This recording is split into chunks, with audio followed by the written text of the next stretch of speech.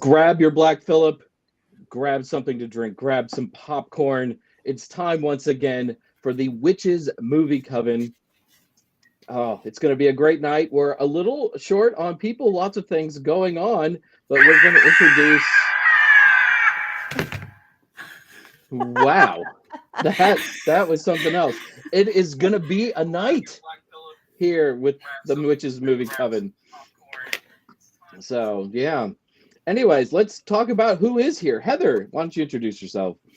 Hi, yes, that's me. I'm Heather Greene, and I am the author of and it's right here actually, Lights, Camera, Witchcraft. It is the critical history of witches in American film and television, definitive guide to witches and witchcraft in American film and television. And I am also a editor at Llewellyn Worldwide. I work with wonderful authors every day on occult topics, and I am a journalist that covers these topics so well in mainstream media. And also, just to add, I recently was a recent release book, which is Run Amok, perfect for the holiday season. I'm quoted in here. I was part of this really awesome project. This is all about Hocus Pocus. So I also was part of that. So I love to do research and talk about all things witchy and all things occult. All right. And now, straight from the chat room to the show, our special guest tonight is Tabitha Meadows. Thank you. Happy Wednesday, witches. I'm Tabitha Meadows. I am a medium and psychic. I'm a longtime witch behind the scenes of the Movie Coven, as well as a remote support medium to Courtney, I Love You, Buckley, during the Scared and Alone. Thank you for having me tonight. I'm happy to be here. And I see something moving in the corner of my screen. Hi. There he is in the dark. Oh, look at that. I have to get some candles because my power went out. I am in a hurricane, by the way. Just so you know, I am in a hurricane. Are you collecting water? Oh, yep, mostly on the roof. No, I have magical hurricane water to use against your enemies. I think that is true. That is true. Yeah. I don't really have any enemies though. Well, I don't have any enemies. I'm gonna come in here because I have more candles in here. So I'll come in here. I'll set this down here. We'll turn on all of my crooked candles. So maybe I might have enough light that you can see me. As they say in the theater, the show must go on, and Richard-Lael is making it go on. I am like one of those reporters that is always last to leave whenever there's a hurricane. Oh, look at this. The light is doing well. I'll turn on a couple more. Let me see what I have here. Right now you sort of remind me of the discombobulated head in Pee Wee Herman. I mean, there could be a lot worse things to be compared to. I happen to have liked the discombobulated head. Maybe while Richard-Lael's lighting his candle, we should light our coven candle. Absolutely. That's a very good idea. Okay, so I'm going to hold it up first. We lit it last week for the first time, and we managed to conjure Courtney back. So I'm going to light this again in support and honor and love of our coven members, both those on screen and those in the chat. It is a candle that was given to me by a good friend, Dodie Graham McKay, who's a witch, very wonderful and powerful witch in Canada. And so I'm going to light this every week as part of our tradition. And so here we go. I am going to put it right here. And for those of you wondering, Patti Negri is in the UK right now, which means it's 2 a.m. over there, which is why she's not with us. She's dedicated, but no one is probably that dedicated.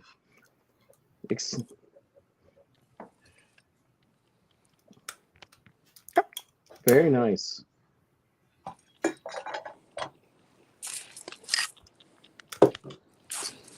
Tonight's show is lighting candles. There we go. So would it be? So while Richard-Lael gets set up, and we get to watch Richard-Lael get set up in the dark, Heather, maybe you would like to tell us 5 things about this particular movie or these particular movies you have made us watch this week. I'm taking offense to I have made you watch. You did not have to watch them. Well, I guess we can do that, and since Richard-Lael's unable to give us his unbiased synopsis at the moment. So let's get to Satan's School for Girls, our movie of the week. There in this, like you said, it's 2 movies. So I am going to give you 5 great things to know about these movies. The first one being a 1973 horror movie. And the next one being a 2000. It was a remake. So the first things that I am going to talk about are some basic facts, which actually are interesting because they link the movies together. Then we're going to talk about the cast of the 73 movie, then the cast of the 2000 movie, then a little bit of context for both 73 and then 2000, which become very interesting and nerdy. So the first thing, let's talk about facts. So the 1973 movie was directed by someone, and it was filmed in California. And it was basically supposed to be Salem, we think, because it was Salem Academy for Women. It talked about the Salem witch trials, kind of the setting, right? What's interesting about this is that it was, originally written as a screenplay. This is not a previously made film. It was not a previously made novel or anything. And it was produced by Aaron Spelling. And this Aaron Spelling is a key part of this entire discussion I'm going to have. So keep that in mind. If you don't know, and I'll talk about it now. Who is Aaron Spelling if you do not know? He is the producer and involved with mega shows that were extremely profitable, yes, and also very, very much famous and popular. Dynasty, Beverly Hills 90210, Charm, Melrose Place, Love Boat, Fantasy Island, Charlie's Angels.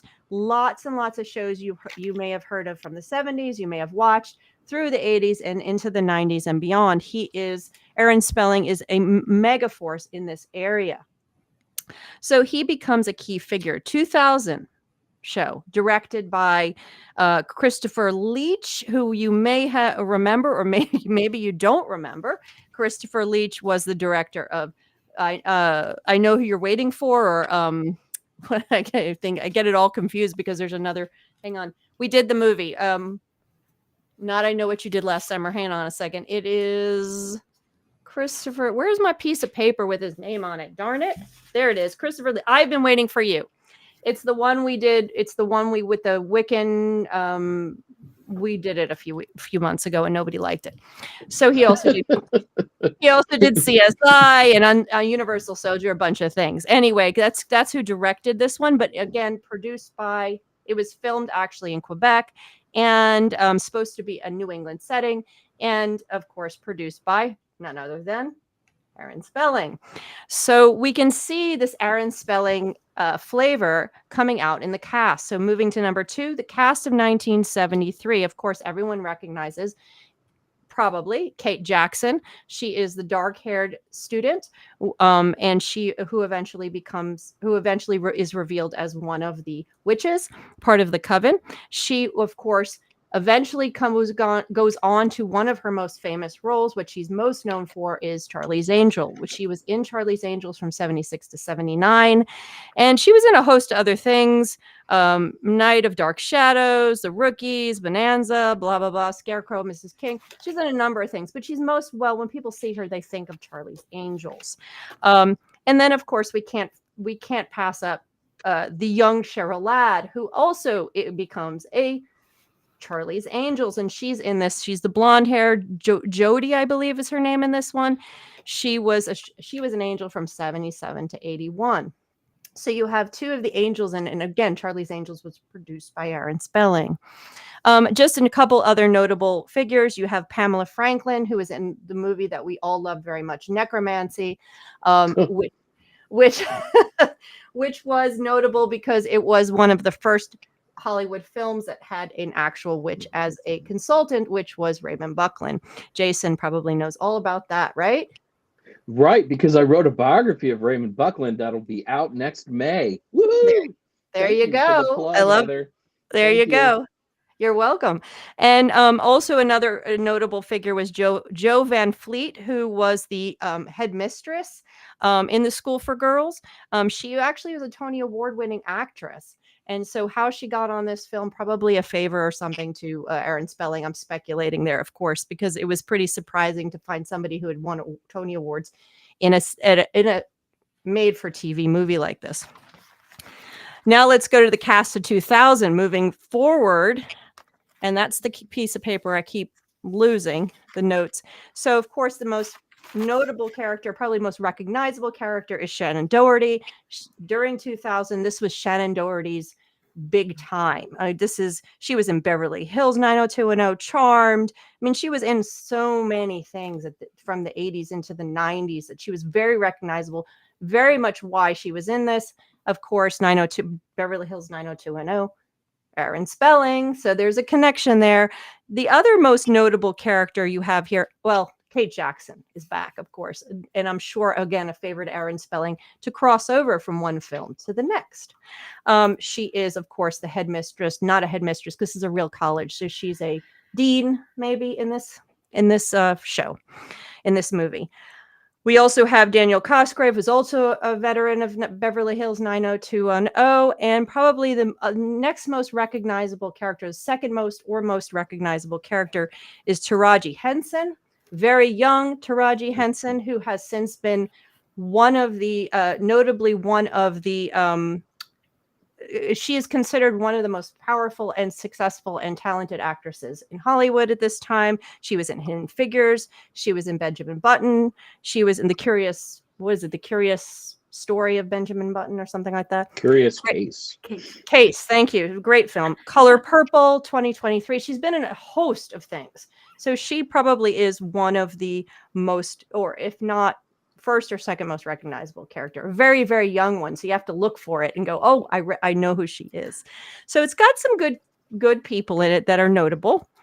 And then let's get to context. So the most interesting thing about having two movies that are supposed to be the same, produced at different periods of time, specifically during two different times when witchcraft movies were super popular,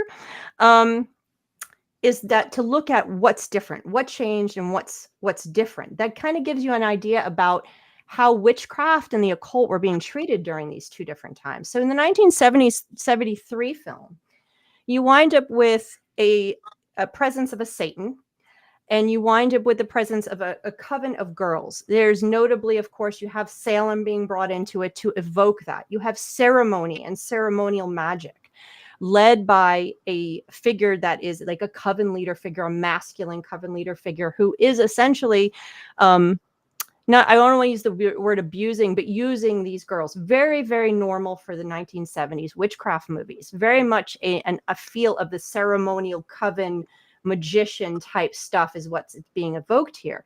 But the 1973 occult films are really focused very much about an outsider, a normal person invading a space, an occult space. Think of Rosemary's Baby, Crowhaven Farm, Necromancy, the one we saw. These movies have somebody who is considered normal, non-magical, normal, winding up by some chance inside a space where there's devil worshippers. That's essentially what all these films are. And these are not devil worshippers, right, like you, Richard-Lael. These are never. This is not your type of. This is not the same thing. This is very much evoking the Malleus Maleficarum in all kinds of ways. And in fact, they use the word Malleus Maleficarum. They actually call the devil. They name him Malleus Maleficarum, which is hysterical. But Can yeah, you explain what that means to people who don't know? Yeah, what Malleus sure. Maleficarum So means? I actually have a copy of it right here, so I can hold it up. Hold on, because I have to keep my handy dandy Malleus Maleficarum with me at all times to make sure I can tell who's a witch and who's not a witch. Basically, it's a text. It's one of the first ones printed in the 1400s by the printing press, and it was distributed across the Europe as a way to figure out and know if somebody was a witch, what they did, and what to do when you found a witch. So this was pretty much one of the matches that lit the what is commonly referred to as the burning times, or lit the witch trials in Europe. It enforced them, it promoted them, and all across Europe. So that's what this is. It's been around since the 1400s. If you want to know what a witch does and how to kill a witch, you go to your trusty Malleus. Doesn't it mean hammer of the witches? It means hammer of the witches, yes. So they're And calling Satan hammer of the witches, which is they literally ridiculous. called him Malleus Maleficarum in the movie. It was very strange. I was like, what? Hammer time. Yeah. Hammer time. So someone must have got a hold of that and just said, oh, that sounds cool. Let's use that. This is why you needed Raymond Buckley on this movie. So flash forward to 2000. We're in a totally different era, right? This is the you go girl era. This is when you have the craft had been made. And this is when Hollywood was already separating good magic from bad magic. There was Wicca. This was okay. So you had a totally different experience. There's no devil. There's no evil character. So most of the movies at this time were negotiations of femininity. They were discussions around how a girl can find her power. This is what Buffy was about. This is what Charmed was about. There were these ways that girls can interact with each other in their own covens, and who is bad and who is good, and who is using the power right and who's using the power bad. It's all about this sort of negotiation of feminine power within feminine circles. Most of these films, this is third wave feminism. And the negotiation of how a girl takes power is whether witchcraft is good or bad. Like I said, that gets real nerdy. And I discuss a lot of that in my book. So this is really the difference between these two are remarkable. And there's a lot of other differences that you could pull out that are fun and interesting. But that's basically what we have here. So I'm going to hand it over to you guys, because I know you guys love these films so much and have so much to say. Well, since I watched the first one, all I have been waiting for now for over a week is Richard-Lael Lillard's unbiased movie synopsis, or synopses, perhaps, as they are. Where to begin? And it's so much better you're doing this by candlelight. Right? And the best part is that they're battery. Though I do want you to go Mecca. I kind of do want you to go Mecca Lecca High, Mecca Chiny Ho at some point. Sorry. So here is my synopsis of first the 1970s one.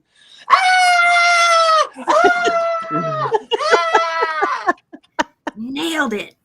Right? On point.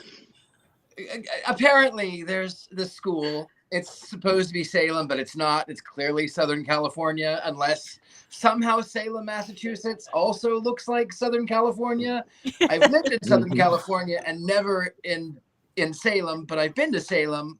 So maybe in the 70s they looked the same? No. Anyway, there's a girl who is escaping some unbeknown force of darkness, and she is found deceased. This is something that has happened in both. The sister then comes along, and everyone has said, no, she has unalived herself, like I wanted to do after watching the movie. What? Anyway, so to figure out how her sister was accused of such things when she was such a happy child, she decides to go in mask to go to this college of girls' schools. In the first one, gosh, I don't know. There was a locked room or something.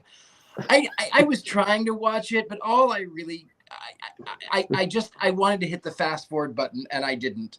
I mean, at the end, there's like more screaming and then unaliving and witches, and I liked this film so much. I watched both versions, and I got to tell you, I learned so much about myself. I wish I had something more clever to say, but it was just a lot of screaming and a lot of girls and a lot of. There was a devil figure. That's about it. That's really about it. It's a Malleus Maleficarum. Malleus Maleficarium.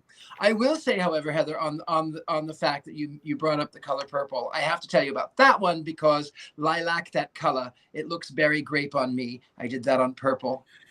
I think it's marvelous. Violet, you think of those plums. I hope they don't make you puce.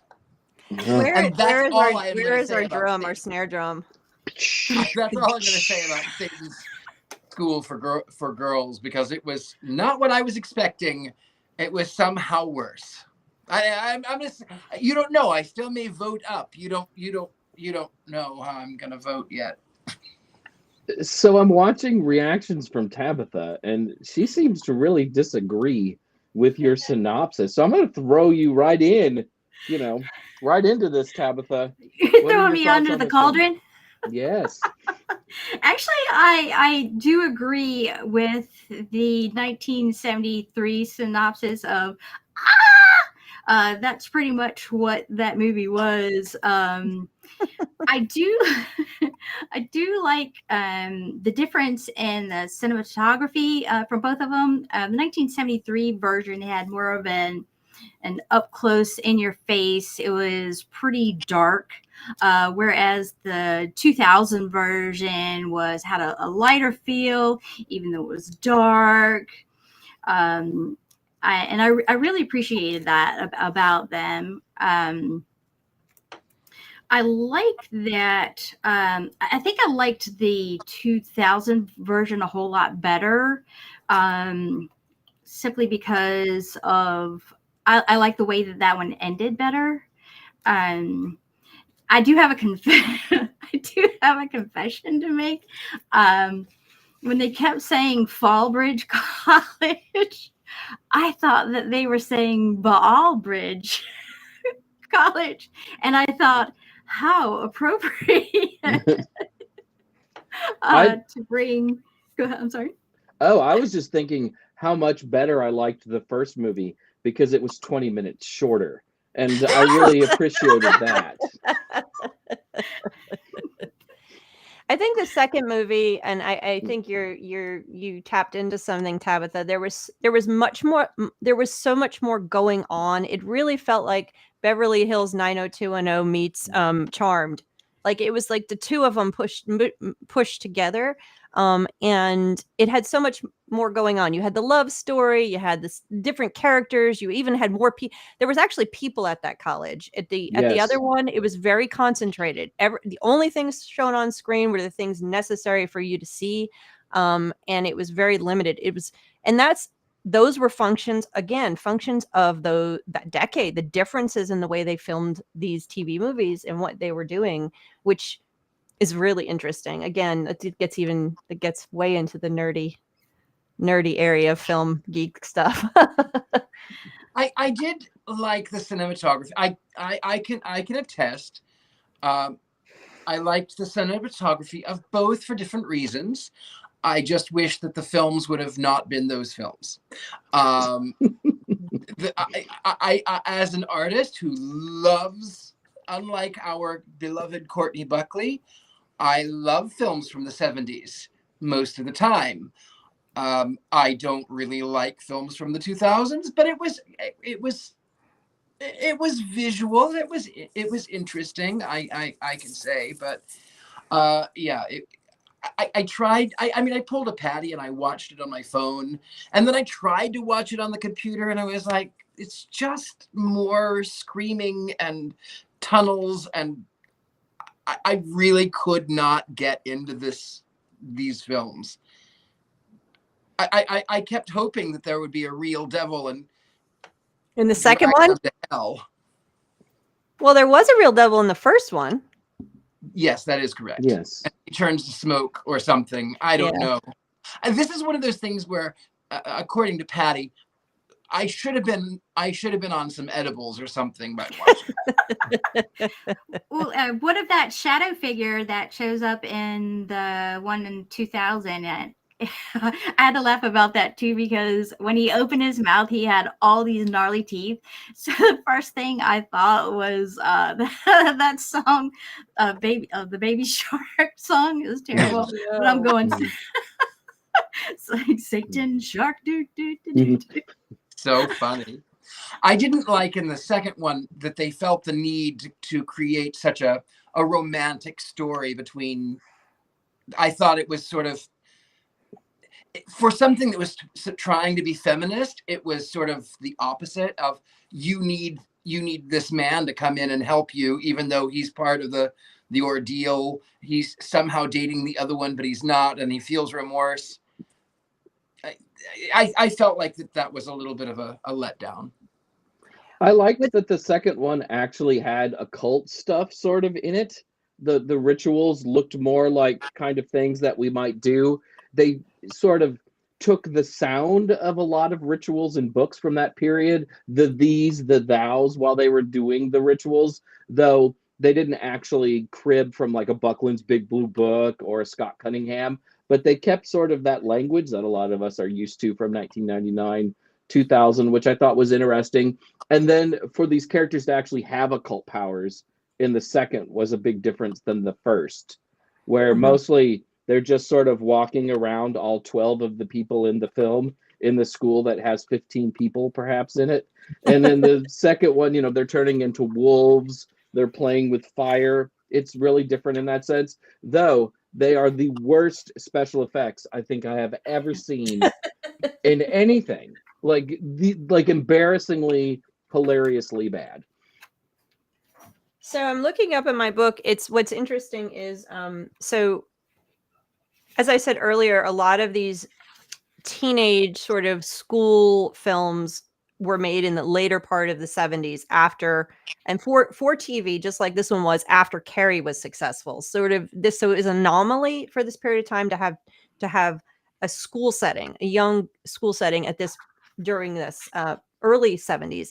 But what's interesting is there was another film that's similar to this called The Initiation of Sarah that was also redone in around 2000. I was trying to find the date of it. And it actually, the main character of that other film, one of the main characters was Morgan Fairchild.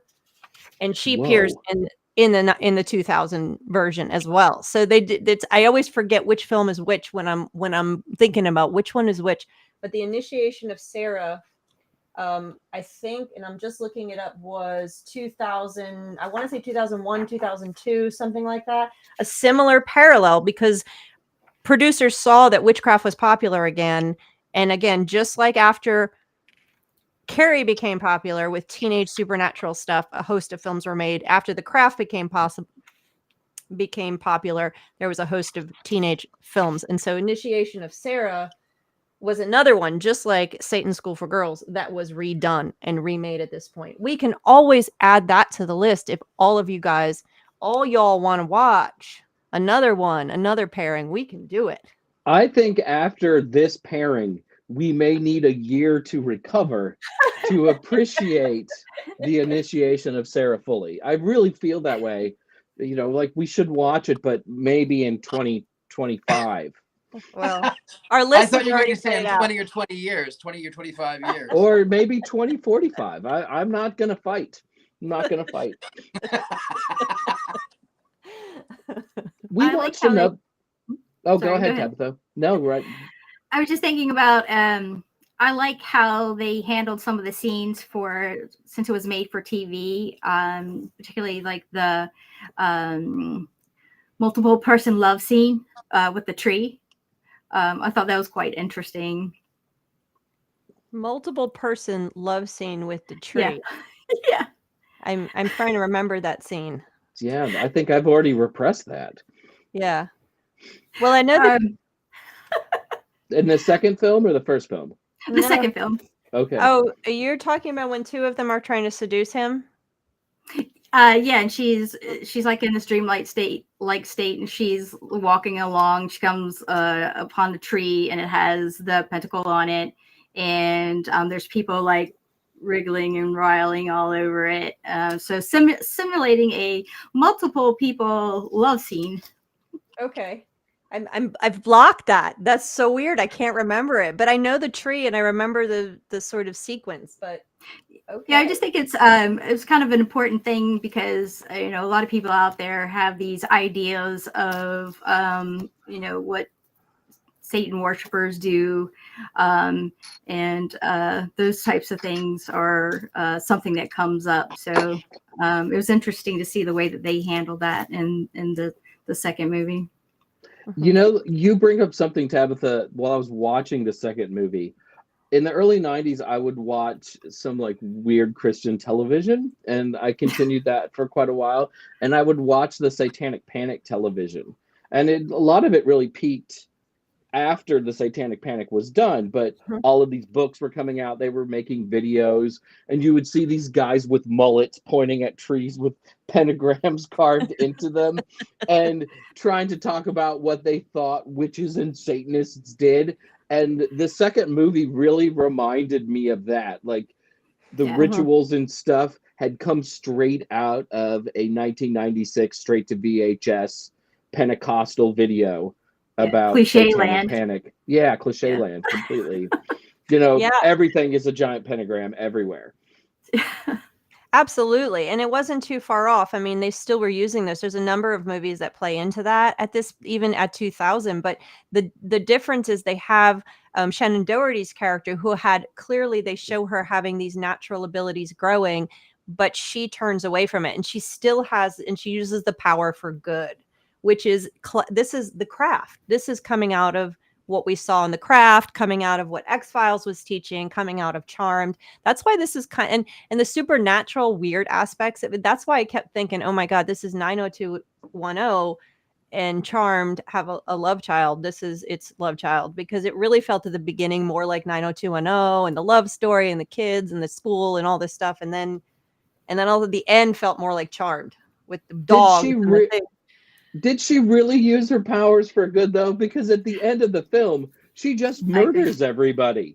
That's how the film ends. Right? It's like, oh, I'm going to call lightning like I'm Zeus now, and I'm going to murder everybody. This is in the movie's morality. What she did was for good. She was getting rid of the devil worshippers, the satanic people who were trying to take over the dangerous cabal of women who are ruling the planet. She was in the movie's morality. Yes, she was doing good. Whether we decide she was doing good because she'd murdered a bunch of people, that's another story. But I mean, I just walked in on the last part of that, but murdering a bunch of people sounds really great.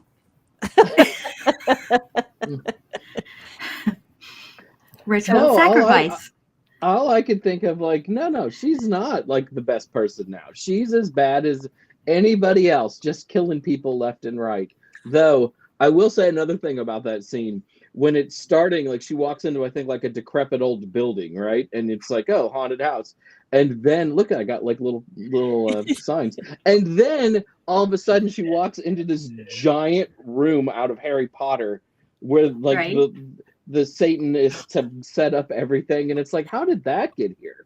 Who thought that was a good idea or that would make any sense whatsoever? Well, and then how did her power, like she literally had no powers at the beginning of the movie. I'm like, well, those grew fast. She went from being able to snap a light bulb to igniting that entire thing on fire. We missed this scene where she got bit by the radioactive spider, and that's how she got her powers. Ah, okay. Must have been during the tree scene that we missed. She got her powers during the tree orgy.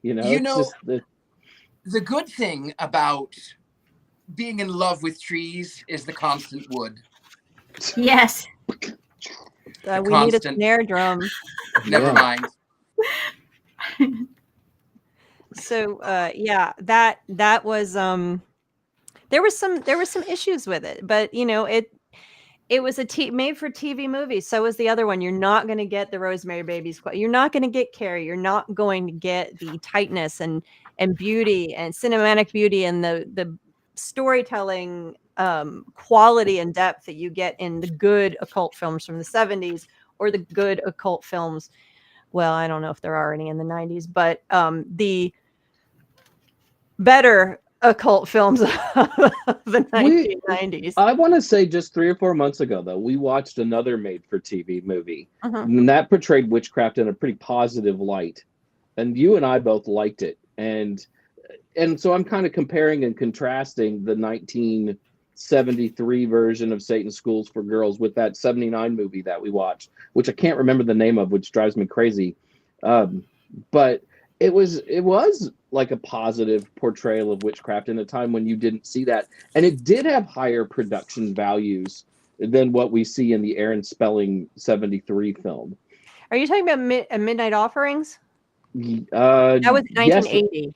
the one with with Marion Ross, 1980, Yeah, right? and it was Yeah. the one. It was I call that the sort of proto craft movie with Yeah. the bad girl and the good girl who has powers and all that stuff. Yeah. Okay.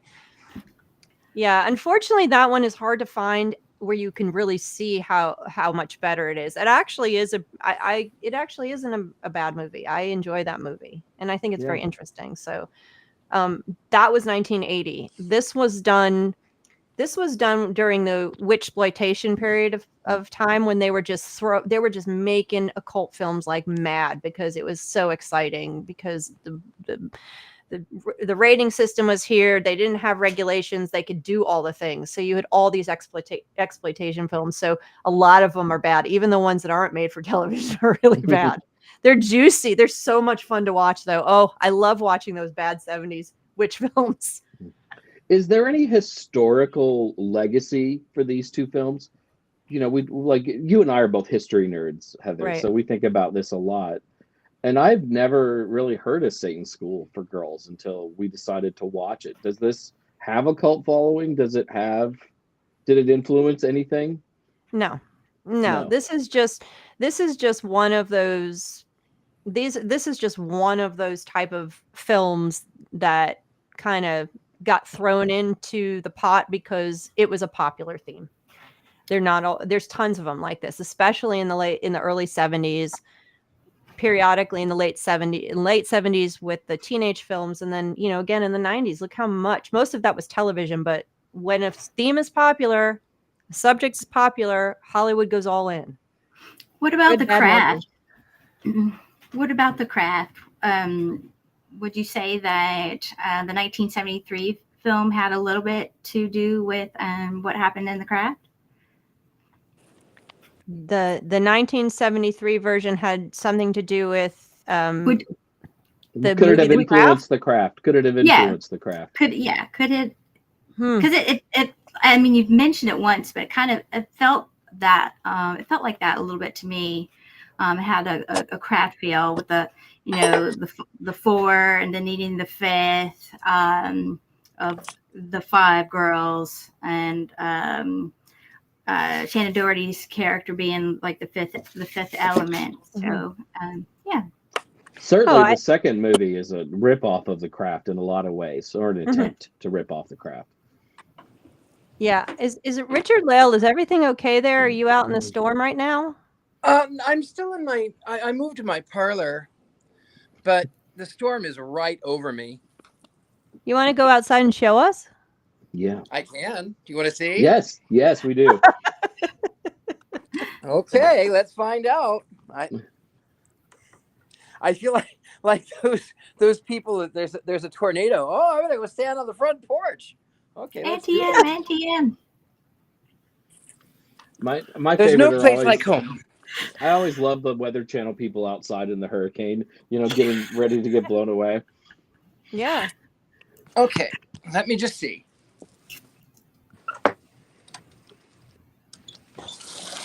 Oh, wow. Okay. We can't see anything, unfortunately. I know you can't yet, but you will. Oh, there we go. Whoa. Okay. Wow, the wind's really blowing. And the sky is interesting. The water is coming in almost sideways. So we have I worked on a book called Weather Magic by Deborah Burris, and she's a PhD in that area, and also this witch and fabulous witch, and she talks about how you can gather some of the water from storms like that and then use it in magic. Protective magic. I can't remember all the things. So gather some of it and save it up. Well, this would be a good one for chaos magic. Well, there's a river flowing underneath my car, so I'm sure there'll be some there in the morning. I already took a shower, so I don't want to take another one. Thank you for indulging us. You're welcome. The storm is right over me, so I keep cutting in and out. But, I've never been in a hurricane before. I've been in earthquakes and tornadoes, but this is kind of exciting. Just on a more grand scale. I think it adds like a whole nother layer to the show. Like we're right in the middle of a huge weather event, and a scary weather event too. It is a scary event, but the thing that's scarier is, how do I turn off my lights? How late? Well, how long? Oh, we lost Richard-Lael. Right? It comes in and out. I pulled some quotes from the 1973 version because I figured Courtney probably would never watch it. She'd watch the 2001. I'm back. Sorry, morning, so I had to get. You're back. Okay, I'm back. So and we're gonna do nice and spooky, right? You do. Oh, I think everyone's frozen. No. I do think maybe we should just do a whole show in candlelight. Oh, that one was of these so days. cool. Yeah, I think it's gonna happen. So Heather's gonna do some quotes from the '73 movie to take the place of Courtney tonight, who we were pretty sure wasn't going to watch this anyways because it's a '70s film. Well, I only have 4, and hopefully I can read my handwriting. So I loved the lingo from the 70s. Let your mind hang loose. That was the artist. He said that, and I laughed really hard because hang loose is so 70s. Condemn nothing, embrace everything, and hang loose. He said it again. Hang loose. He turns out to be Satan, of course. What the devil's going on? It's kind of funny. And he says when he's describing himself, Satan, he says, I welcome what man rejects. So his little speech right at the end, okay, he's bad. He's about to kill 9 girls, but he gives a really good speech. And at the end where he describes himself and he's saying, condemn nothing, embrace everything, hang loose.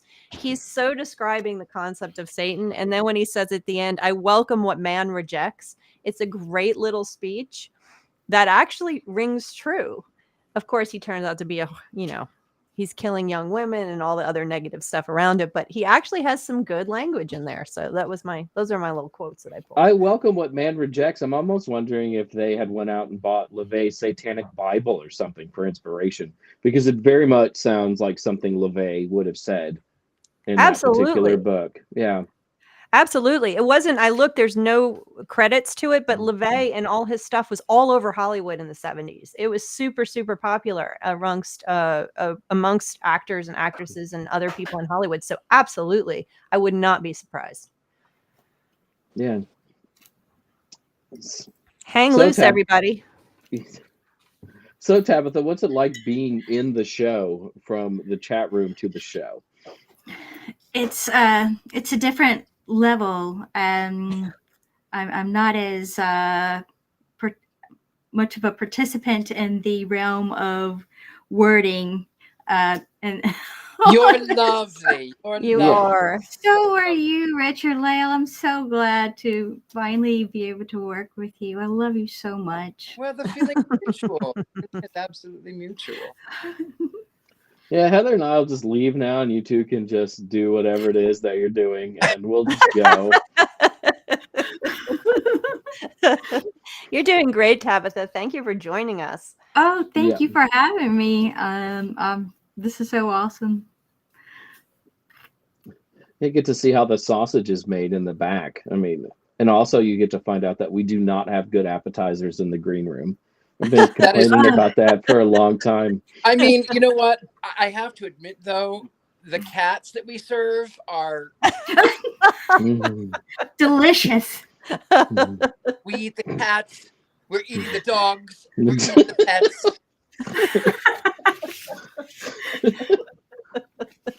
Oh man, we shouldn't.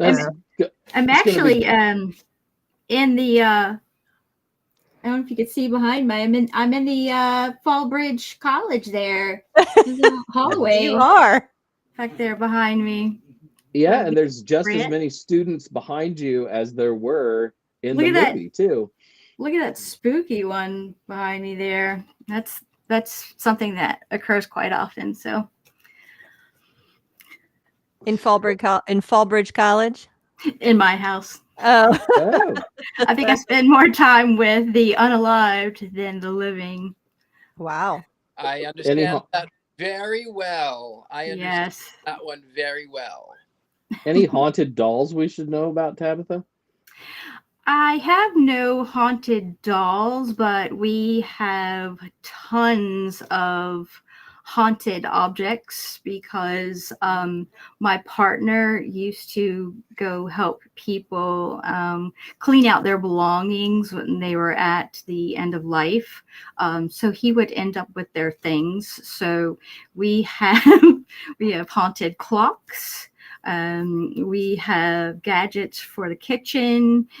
We have a really, really cool shamanic drum that I can't wait to be using myself soon.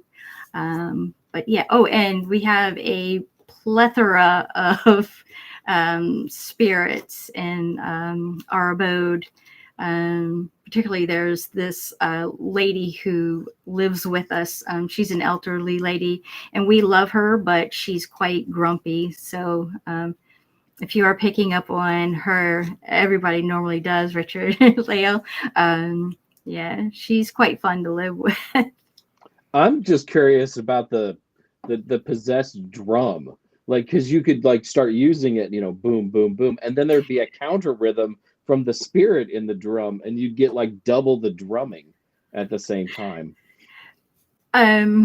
I was recently in a mediumship circle, and the person who was reading for me actually brought it was a Native American lady through, and she, the message to me was that she wanted me to actually start using that drum in meditative and ceremonial purposes. So I need to start that because the spirits have spoken. And as y'all all know, we do not want to anger the spirits. No. We do not. Speaking of spirits and other things, I feel like I'm just taking over, but it is time for the Mankey movie minutes, because it's not a minute anymore because I'm apparently selfish, and now these things go on for like 3 or 4 minutes, it feels like. Shame on But you. this is it. Heather, I apologize in advance, but I have Why? never been more disappointed with any of the movies we watched on this show than both iterations of Satan's School for Girls. With a title like Satan's School for Girls, I was absolutely sure I would be singing my classic song for tonight's show. Boobs and butts, boobs and butts. Jason really loves boobs and butts. And with both Kate Jackson and Cheryl Ladd in the original film, my inner 8-year-old was really excited about watching at least the first film. But then I found out that both of these movies were made for TV and not for HBO either. There are not even bikinis in either of these movies. There's nothing. Everyone is wearing jeans the entire time. Would it have killed anybody to give me a lingerie pillow fight? It's completely pointless. There's a Shannon Doherty love scene in the second one, but that one mostly involved the guy she was seeing laying shirtless on top of her. It was not erotic. It didn't do anything for me, and it left me disappointed. Both movies tell essentially the same story, which I will attempt to summarize for you.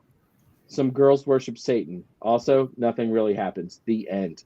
Seriously, nothing happens in these movies, and it's not like there's witty dialogue or, most especially, boobs and butts around to save the day either. There are some differences between the two films. In the first movie, the college that the girls attend has 12 students and 2 teachers. In the second film, there are more people at school, and the girls seem to have real witchcraft powers, but the powers rely on CGI. And as I said before, this movie features the absolute worst special effects to ever air on network television. And I used to watch the CW. I can't put into words just how bad the special effects are, but they are laughably bad. Oh, and there's one big twist that everyone who watches these movies will see coming from 4 commercial breaks away. In the first film, you are led to believe the bad guy will be the school's head mistress, but it turns out the leader of the satanic crew is a perverted professor who sleeps with his students. Shocker. Oh, and yeah, that guy, the professor, should be slapped in the face. But in the second movie, just when you think it's the new perverted professor who also sleeps with his students, who should be kicked in the nards, it's the female dean. And this new dean is played by Kate Jackson, who was in the original movie. Whoa! This huge change is meant to surprise the 13 people who saw the original and were now watching the remake. Wow. This is the biggest twist I've seen on screen since The Sixth Sense. And people keep talking about Shannon Doherty being in this movie. I love Shannon deeply because of 90210. But also, this movie has Taraji P. Henson in it, the woman who starred in Hidden Figures and has twice been on Time's 100 most influential people in the world list. And here she is, absolutely slumming it in this ridiculous movie that makes an episode of the Super Friends look deep and sophisticated.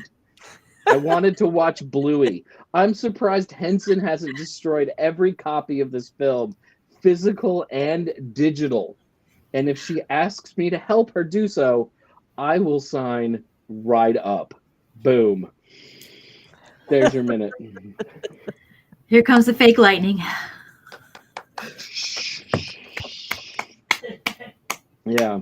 That's funny. And you know what? I think if we really can like think about this deeply, maybe it is that Kate Jackson didn't die when everyone burned up in the first one. Right? She She's the escaped out same the person. back and then grew up and went to this other school and started the whole devil worship thing again on her own all these years later. So they're actually connected. It's not a remake. It's Satan's School for Girls, then Satan's School for Girls again.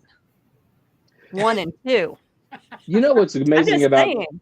You know what's amazing about Kate Jackson too? She's perpetually 42.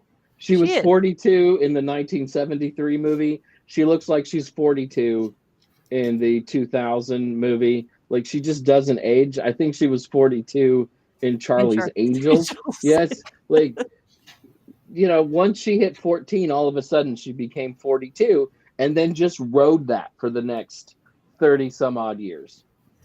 Right? I also want to give a Shannon Doherty actually passed away this past year too, so I just want to kind of like mention that and give her a little moment there. Yeah, she had cancer, and she was struggling with that in the end. It's sad. She had a nice career, was pretty popular, and people really liked her. So it's pretty sad. And if you're Gen X or millennial, Shannon Doherty is a part of your childhood. First with Beverly Hills 90210, and then later with Charmed, right? And she's been a part of that witchcraft zeitgeist for quite a while because she was in Charmed. That's very true. Yeah. Maybe we just take a moment too. We just learned that that James Earl Jones also. Yeah, Darth Vader. He just passed. And it might you just reminded me when you said that. I thought, so maybe we just need on the Witches Movie Coven just to say something about that. Give a shout out. He was in a movie with a witch, but I don't think he ever played a witch himself. He was I don't know if he wasn't a sorcerer in Conan the Barbarian, but there was a witch in that movie. It's the only connection I can make, unless you say witches are in Star Wars. I mean, Darth Vader, all the Jedi are kind of witches in their own way. Yeah, right? They are. We talked about that one. Yeah. And is there anything more pagan than the circle of life in The Lion King? Lion King. He was Mustafa, right? Yeah. He was Mustafa. Mustafa. You can see him in Doctor Strangelove. He's super young. I think it's like 1964. You can see a super young James Earl Jones there. Really, but you hear the voice and you're like, oh my goodness, look at him. He's so little. So he's part of my, he because of I grew up in a Star Wars fanatics home and with my dad, and growing up with Star Wars, he was a major part of all of it. So that was pretty sad. But he was 93. He lived a good life. Also, Field of Dreams, as Yeah. our producer Rob says, best ghost movie ever. I'd probably argue that, but it is one of the better ghost movies ever It's a made. great baseball movie. So we have 2 wands up to do tonight. We need to do wands up for the original blessed 80-minute version of Satan's School for Girls. Which one did you say first? The 73 version, which was 80 minutes, which I felt blessed that it was 80 minutes. You stabbing it? Yes. Die. Anyone in the chat room? Did anybody like this movie? Heather is quite kind with that. 50% As a movie, rating. it's not good, but I'm fascinated with how the 2 movies work together to represent witchcraft. So I'm giving it a neutral. Neutral. We have another. Robert Hicks gives the neutral for the original. And what about our second Satan's School for Girls movie? Wands up or wands down? There's more stabbing. I'm also doing neutral for the same reason. I could find no redeeming qualities in these films at all. And they also had no impact on the history of witchcraft. So huge wands And down. I tried to watch it. I tried to watch both, and I couldn't for the life of me understand what was happening in either one of them. They're not good movies. And They're not good movies. No, they're not good movies. And my neutral thing is just because of the comparison of the 2 was fascinating to me, and it really tells me how witchcraft has changed in the representation. So that's why I give them a neutral for that reason. But I will say, if all of you are so disappointed in the 73 film not having boobs and butts as much as Jason, I could give you a string of films that will satisfy that itch, because there were tons of them. And we can have, like, Blood Sabbath of the She-Devils. I mean, we can go all kinds of ways with those. We can add them to the list. Am I Jason? wrong, though, when I hear Satan's School for Girls and I expect boobs and butts? I mean, it sounds like a boobs and butts movie, doesn't it? You're not wrong. No, you're not You're wrong. not wrong. And And it's I've from heard of this- 73. And I've heard of this movie in the past, and I always assumed, whoa, this would be something to watch. And it Nope. was not. We have Blood Sabbath and Blood Orgy of the She-Devils. Just look those both up, Jason. You'll have a nice 73 movies with all the things tonight. Yeah, I Sweet. thought there was going to be a Catholic schoolgirl dress going on in the movie as well. There was none of that either. So yeah. No, that's I Little married Witches. I married a Catholic schoolgirl, so it worked out for me pretty well. So we're coming close to the end of the show. Tabitha, where can people find you online, and what do you have coming up for yourself? Right now, I am currently working on my mediumship skills. So right now, I am just behind the scenes and doing private readings for folks. But you can find me on Facebook, Tabitha Meadows, and I am the witch standing on the pumpkin. Yay. Heather. Yeah, in a couple weeks I'll be in Charlotte for Charles Oz to talk about the witches of the Wizard of Oz and how they are connected to modern witchcraft and all good things. So that's in Charlotte in 2 weeks. Charles Oz, you can check out the website there. I'll be presenting and enjoying a few days of Wizard of Oz stuff. I also am going to be doing a local event here in October on the 19th in Georgia, and I'm going to be with a couple other wonderful authors of mine, and we're going to be doing a little Halloween event here locally in Atlanta. So looking forward to that. That's not for another month, but that's it. Other than that, I am at heathergreene.net and on all the socials, Snapchatograms. Richard-Lael, the man in the eye of the hurricane. I am in the eye of the hurricane. What's next week's movie, by the way? Before I'm going to look that up. Teen Witch. Oh, It's Teen Witch, because I watched it today. Teen Witch. Okay, so Teen Witch is next week. I actually, if they have the QR thing, producer Rob, I'm planning on going to Scotland next year, but the window is closing for people to sign up. I need to verify it. I need 2 more people to sign up before, pretty soon. So otherwise it does not get canceled. So if you would like to go meet me in Scotland, right there. It's not expensive. I would love to have you. We're going to do some seances. We're going to do a paranormal investigation. It's going to be a lot of fun, and I would love to have you there. Also, I'm everywhere, thegentlemanpsychic.com. Anywhere The Gentleman Psychic is sold. That's me. I'm Jason Mankey. I've got a couple things coming up. I will be in Cedar Rapids, Iowa, the 25th through the 27th of October. In Las Vegas, the 19th of October for a Samhain soiree.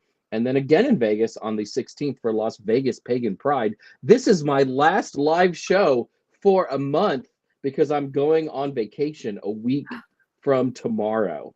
But I will be giving you Mankey Minutes while I'm gone.